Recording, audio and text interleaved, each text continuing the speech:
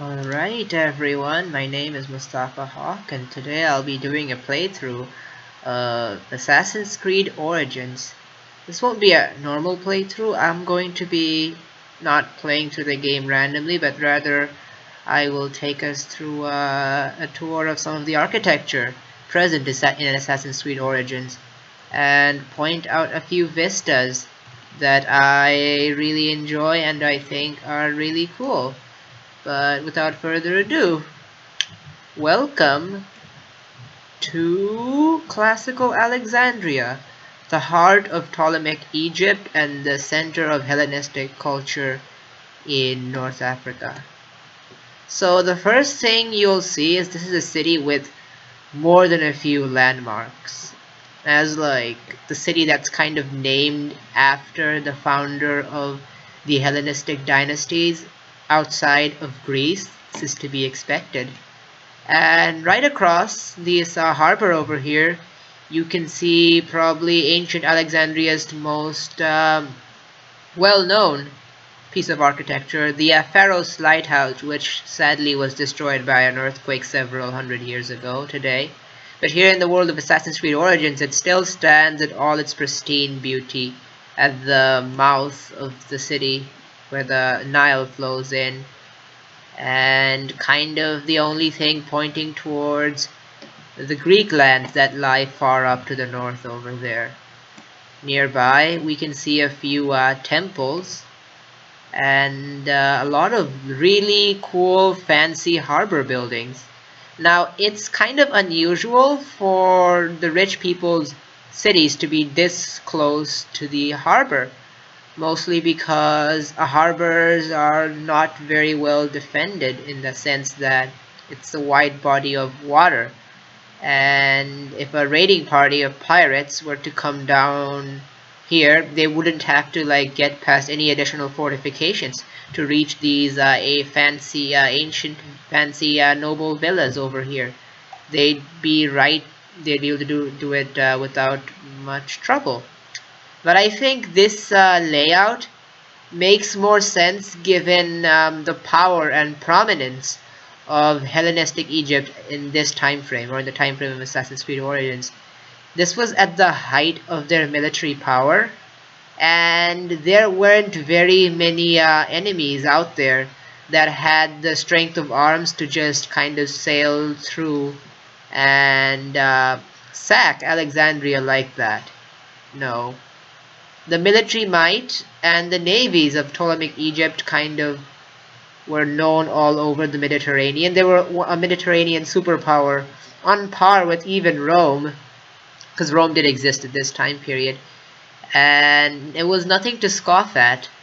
And I suppose when security is of a lesser concern, people kind of build their houses in places that have more beautiful views and are just impressive.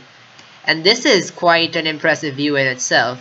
And I could go on and on about the library and the importance and prominence it has, or any of these other famous architecture pieces like the Great Library over there, or the Tomb of Alexander the Great over there.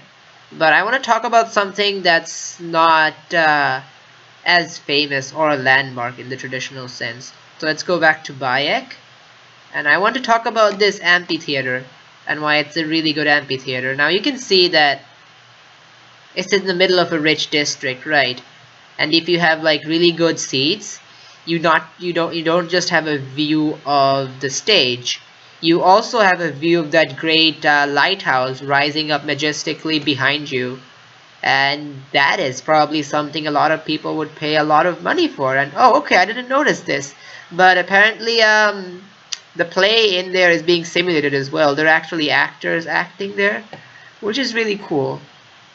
But I just want to run through some of these architectural places and how it's like, it's not just appropriate given its time period. Here we can see bronze frescoes. I want to say Macedonians all over this place. Really nice details, but all these like impressive steps and pillars. At first glance, it might from the bird's eye view, this might look all Greek, without very many Egyptian influences. But when we come down here closer, notice the color of these pillars. They're not the traditional Greek marble white. There's a lot of blues here. I'm not quite sure what material this is made of. And the Greek influences are like prominent, but this isn't like something you would see in this time period in somewhere like Athens or Sparta even, because this is more of a syncretic mixture of architecture. A lot of colors, a lot of like colors most prominent in desert regions, like these cloth market stalls. They're something you would still see in modern Egypt or modern countries in the Middle East, and they're very good to have in places where it's not very windy, but it is extremely sunny, and you need to keep the sun off of your like street corners and stuff. So it's a nice mixture. Well, even though it's like the Greek elements are the most prominent here. And as we move farther out, let's just get my trusty steed here. He's not Bucephalus, but he's close enough. The Greek elements are actually on this side of like becoming less prominent. Like on my right side, very Greek with those pillars that are kind of tapering off at the top, forming a sort of like eye shape. Very Greek. But on my left, it's not as prominent. Like especially like from this view, you can see those buildings are very much well, firstly, they're not as well made. The paint is peeling off, and it's very haphazard. The silhouette of that part isn't very distinct.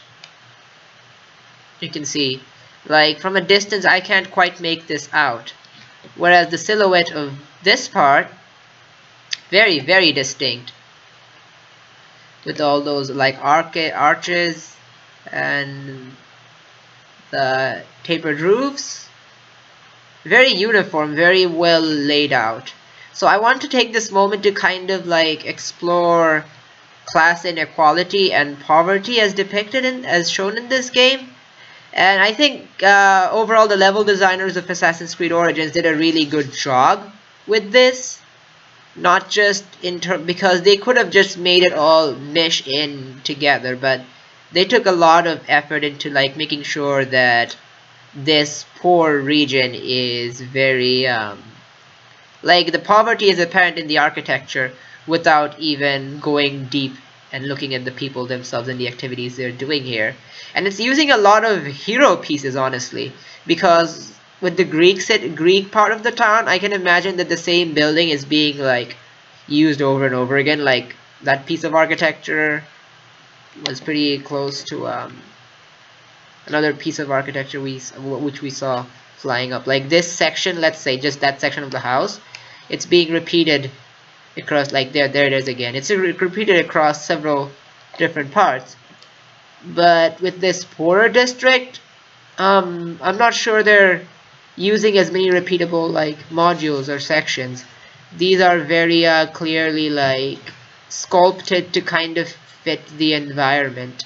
So I think that this part is using a lot of hero pieces or pieces that can only fit in that one specific segment and aren't normally replicated elsewhere. But I could be wrong. I could just be looking at just a small tiny section. And another cool thing about that is, let me just go back to Bayek over here. I actually flew out pretty far. And I want to go to this place called the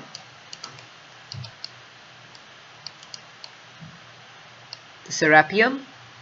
So a bit of context behind the Serapeum. The Serapeum is a temple dedicated to the god Serapis. Now Serapis is kind of like a syncretic god, a god that's a fusion of deities from different religions or different pantheons. In this case, he's a fusion of the Greek Hades, the Egyptian Osiris, and to an extent the Roman Pluto. So firstly, you can like see he has the bident of Hades, and then there's Cerberus at his side, but his coloring And his beard and the clothing he's wearing, it has a more Egyptian flair, though still very prominently Greek. Serapis was really popular in Alexandria because he kind of symbolized the unity between Greeks and Egyptians in this part of the city. But the problem with that is this. See, Greeks and Egyptians are supposed to be united, but right in the shadow of the Serapeum is this big slum, kind of similar to the slum we saw on the other side of the city. And it kind of speaks volumes about the class inequality present here, and that's kind of being depicted in the game. That Egyptians in Alexandria are kind of literally shoved up to the corners. This is like a section that is like way far away from most of the big landmarks, kind of like shoved up against the walls. They don't have access to a proper harbor. It's mostly just like a polluted offshoot. You can barely fit two ships side by side here, and the water even there is like decidedly more murky. And the fact that it's right in the shadow of the Serapeum, to the point that if you were standing here, you kind of see, like, because of the layered terrain, the Serapeum rises above with the poor district in its shadow. This can't have been a coincidence. And I think the level designers and narrative designers even were trying to make a very good point about class inequality in present and ancient Alexandria, or classical Alexandria, I should say, with just this vista. And I think that's really interesting. And I think I could go on for a lot longer if I kept talking about this topic, but there isn't much time in the scope of this assignment. So just a vista of the ancient, final vista of the deserts to the south, the Great Pyramids, which I don't think are that close to ancient Alexandria in real life, the Tomb of Alexander over there, which does not actually contain his body, and the Great Lighthouse again. And that is it. Thank you for listening.